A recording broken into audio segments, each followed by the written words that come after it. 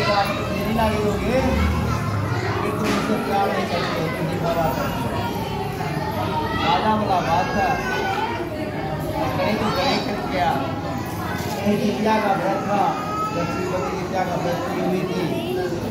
राजा ने सातों को निमंत्रण दे दिया।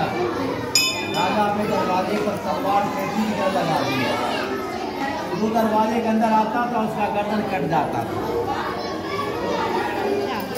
अंदर से एक करके सातों आते या सातों का गर्दन कटता चला गया।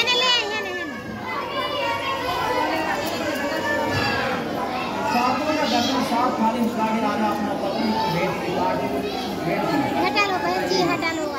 पत्नी मान गई, हाँ भाई मेरा घर वाला मुझसे प्यार करता है। बड़ा ऊपर कुकरती बड़ा बनती थी, बड़ा मुझे पान लाती थी।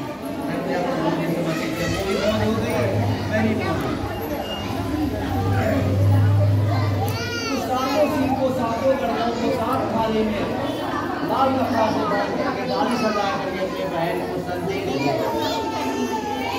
एक बहन के बच्चे को मरवा करके उसको उसी का बच्चा का सिर उसको संदेश दे संदेश भेज करके रोने का इंतजार कर रही है। जब वो गर्दन को देखेगी रोएगी, सामने आगे गला करके रोएगी और दिखावा करेंगे हाँ भाई मुझे बड़ा हमदर्द है, तुम्हारे बच्चे किसी ने मार दिया।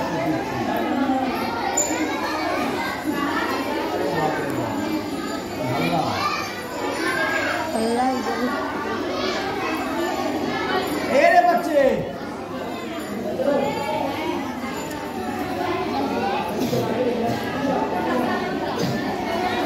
वो सातों का सिर लेकर के दासी वहां गई देने के लिए। तो सातों का सिर जब संभाले दिया करता है जब मैं भी पूजा में हूँ, जब मेरा पूजा समाप्त होगा तो फिर मैं संभाल लूँगा। व्रत समाप्त हुआ, सवेरा हुआ, व्रत को जिंदा किया, अपने बच्चे को आवाज देना शुरू कर दी श्रीमती। और एक एक बच्चे का नाम लेते हुए उसका बच्चा आता गया। कहता लो भाई अपना अपना डाली करो, तेरी मौसी ने गिफ्ट ले जाना। वो ढूंढते गया, उसने हीरा जवाहरात निकलने उसके बेटे का सिर भेजना था, वहाँ बेटा जिंदा हो जाता है तो सिर जो है हीरा जवाहरात बन जाता है और उसके घर की गरीबी दूर होती है। तो सच्चे मन की भावना भी व्यक्त होता है। उसके बाद जाकर के और रोने के बदलाव दासी और रानी दौड़ी दौड़ी आई और उसके पैर पकड़ के रोने लगी। तो छोटी बहन बड़ी बहन कहती क्या बात है, क्यों मेरा पैर पकड़ लिया बताओ। कहता है पैर तेरा इसलिए पकड़ा, ये बताओ मैं तुम्हारे बच्चे को बार बार मरवा देती हूँ फिर भी तुम्हारा बच्चा जिंदा हो जाता है। तो कौन सा ऐसा व्रत किया है, कौन सा ऐसा तपस्या किया है, कौन ऐसा दान किया है तुम्हारे बच्चे को मरवाने के बाद भी तुम्हारा बच्चा जिंदा है। अभी भी इस थाली तुमने खोली थी, उस थाली तुम्हारे बच्चे को मैंने गर्दन कटवा के भेजी। कौन कबूल करेगा आज के ज़माने में? ये लोग कबूल कर रही है, लेकिन तुम्हारा बच्चा निकल रहा है जो किसका घर मेरे घर में पड़ा हुआ और फिर मैंने यहाँ भेजा। कहता है बहन सुन, कल जो व्रत था अष्टमी जितिया अष्टमी था और मैंने जितिया अष्टमी का व्रत किया था। जितिया व्रत में तूने मेरे बच्चे गर्दन कटवाए।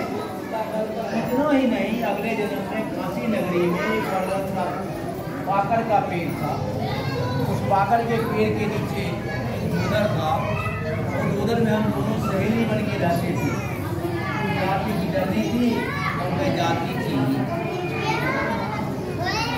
और वहाँ जब द्रौपदी की कथा सुन रही थी उस कथा को सुन करके मैं आकर के उनको कथा कथा सुनने के बहाने उधर के जो पिंजरे में मेरा बच्चा को उठा के चबा गई तो मेरा वंश ने नष्ट कर दिया। मेरे पूछने पर तुमने हड्डी कटने का आवाज बता करके मेरे को संतावना दे दिया। बस पक्षी थी, मैंने समझ इसी टाइम गई थी तू मेरे बच्चे को मारने आ रही है। मैं भगवान से प्रार्थना कर रहा हूँ किसी के प्रभाव